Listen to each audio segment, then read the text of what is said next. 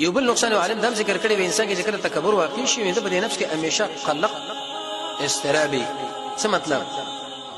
متکبر سره همیشه د غوړي جلګه د چې ودرېګم داخله دی ودرېږي، زما سبلې د خلک برابرې، زما خو د استقبالي کېږي او هیڅ به د فروا ونه لري. طبعا د په ځړ کې لږ زره ګډوډواله راځي چې داخله کول اسمه دا کار قدر نه کوي.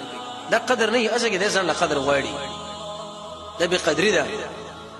عمر بن الخطاب فرمایي چې داخله د مندو نشیل پیدا شي نه شي شي پرې دی.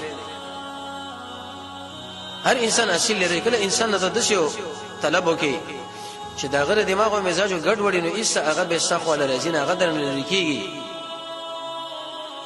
انسان له تاوان رسیږي.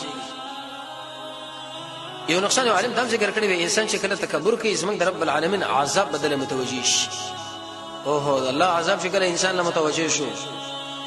حدیث کې راځي رسول الله ملګرو سره روانو د سمودیانو په علاقه باندې ورته ردو د صدرې بخل سر باندې راواچو ملګرو لوي تعدی کوي زر زر زي دلته یو قوم باندې عذاب راغلی اسنه چې زمونږ الله غوسه شو په منګ ایرانو ولي رسول الله الله دومره یریدو.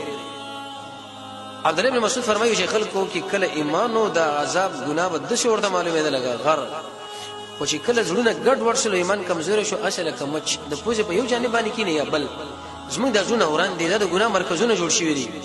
کله رسول څومره من یادو الله عذابونه یادو چرته د بیت تلویګ من لا مخه چیرې سم مسله ده او سند ده نقصان په من کې دی. یو نقصان علماء دام ذکر کړی دی چې کله انسان ځان له تکبر ثابت کوي رب العالمین نه نفي کوي د شي انسان په عمر کې بزمنګ الله برکت وانه شي ختم به کې برکت لري بشي. قران او سنت باندې بده ژوند تیر نه کی هغه کارونه به انسان صادق نشي په کومه زموږ د لوی زور اور الله خوشالي او بل نشه نقصان بده کې دار خطرناک. متکبر انسان د رب العالمین د طاعت نه لري